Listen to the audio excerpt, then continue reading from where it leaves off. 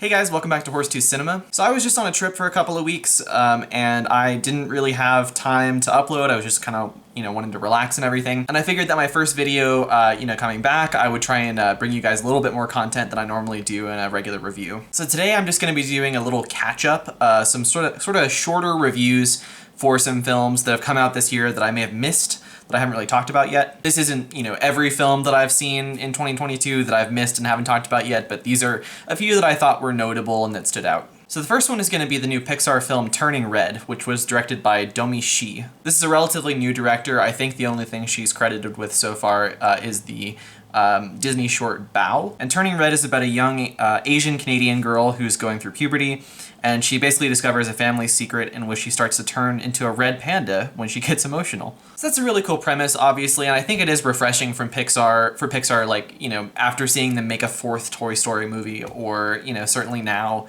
they just made Lightyear. It's refreshing to see them make something so original. One thing as well that I really appreciated with Turning Red was the return to sort of the subtle, crude adult humor that Pixar did in a lot of their earlier films, like Finding Nemo. So the central conceit of the film, it's related to a girl going through puberty, and I like that they have a lot of fun with the idea of getting your period for the first time means that you turn into a red panda. I think that's really funny. I also really liked how the high school mascot is the Beavers. Interpret that how you will. But unfortunately, though I liked this film overall, I kind of found problems with the animation, for myself anyway. Much like a lot of Pixar's recent films, mainly Soul and Luca.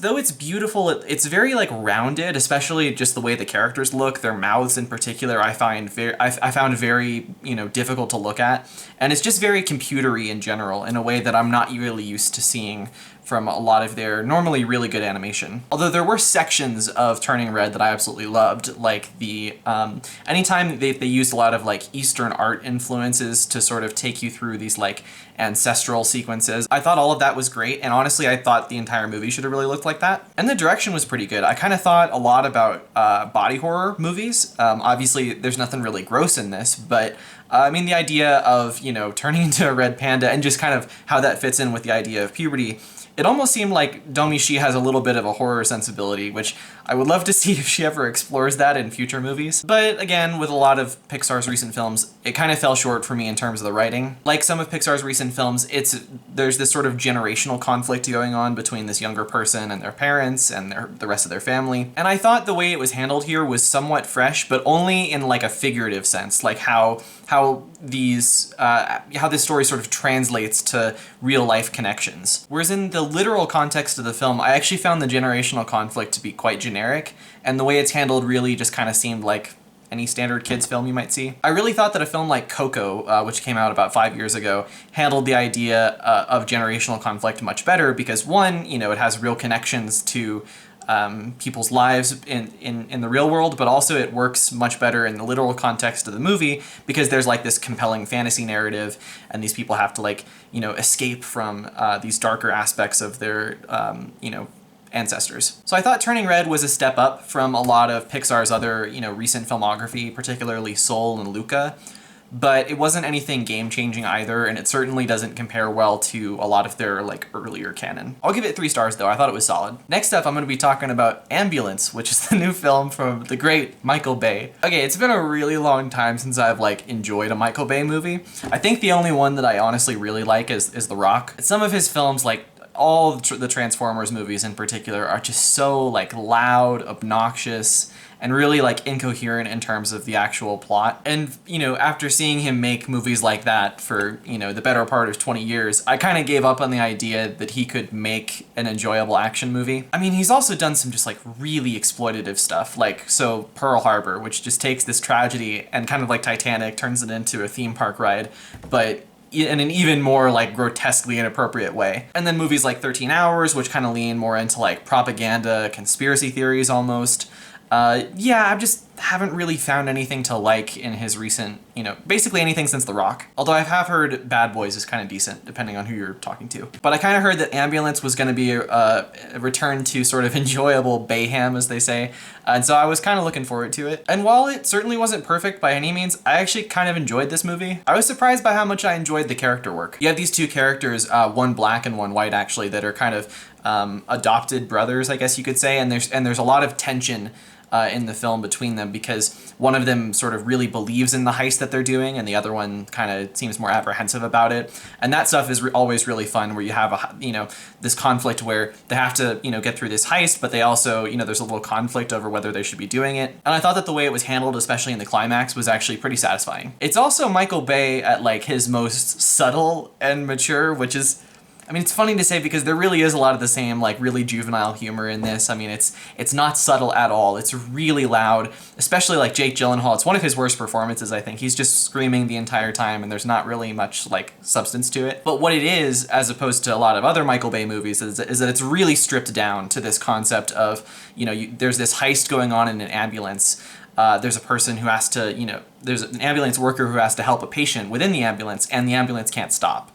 I was reminded a lot of Speed, actually, just in the idea of this moving vehicle can't stop sort of thriller. But though I liked it compared to a lot of other Michael Bay films, I do feel kind of torn on it overall. Mostly because the action is just, it's really poorly directed, I'll just say that. It's very, like, chaotic and all over the place. I mean, like, there are sections, I think there was this one in particular that I remember where I think it starts off with some kind of, like, dolly pan of the vehicles, and then there's like this, handheld chaos within the vehicle itself, and then it cuts to this just super chaotic and like huge drone shot. And literally all that occurs within the space of like 10 seconds. And he's just throwing every trick in the book at you all at once, and so you never get a second to breathe, marinate in the action, really immerse yourself in the experience. It's like he just discovered what a drone is, and this movie he's just deciding to use it for like every action set piece. So yeah, and that kind of took me out of it, especially because it's a really long movie, like most Michael Bay films. It's like 2 hours and 20 minutes or something, but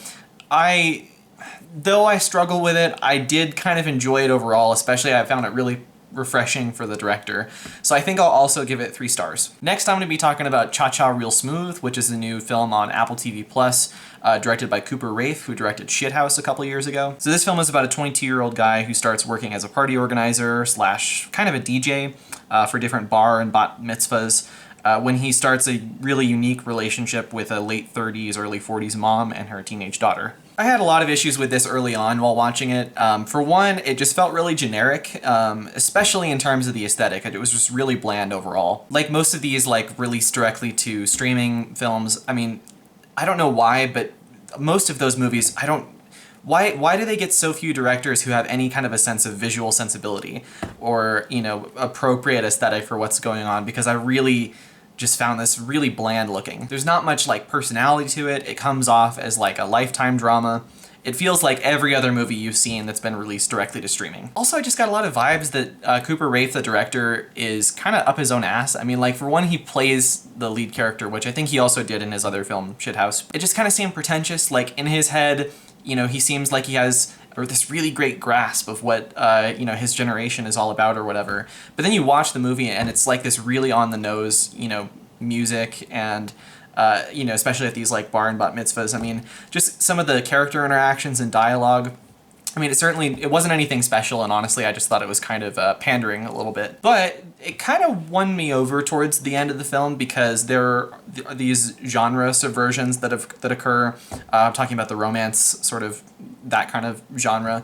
And those subversions are pretty interesting, and they actually, I found them refreshing, so I was kind of ultimately won over by it. Cooper Raiff's character is like very interested in this older woman, played by Dakota Johnson, who I think is pretty good here. And they have a lot of chemistry together, and you kind of think that they might get together, but I mean, he kind of gets slapped with this reality check eventually from Dakota Johnson's character, which I found really refreshing, because I mean, I think sometimes you see these movies where it just completely goes the way you think it's going to the whole time. And the way it's handled, I mean, I thought, even though, like, I don't want to call it relatable because I can't say that I've experienced anything like this character. The way that this character grasps onto somebody who clearly has a better understanding of the world around her, I thought that aspect of it was relatable despite kind of the extent that it takes it to, where he almost gets into a relationship with her. And again, that reality check that he sort of gets, where he sort of, it's kind of revealed that he's ultimately living in a fantasy.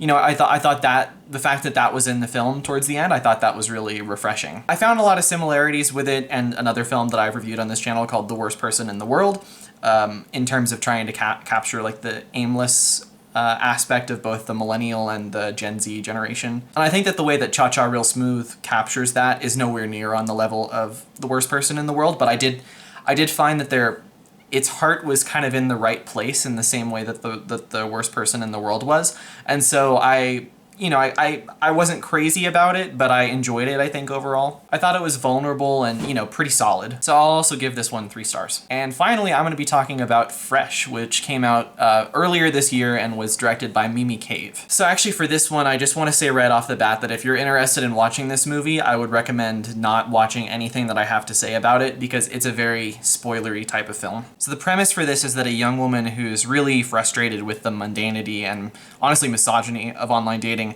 starts dating a guy who she meets at the grocery store. Things seem to go really well and they're quite normal at first, but then they take a really sharp turn for the worst. So I really appreciated what Fresh was trying to do. I really did, and I'll get into that. But I think it failed overall. So for one, the marketing to this film is terrible.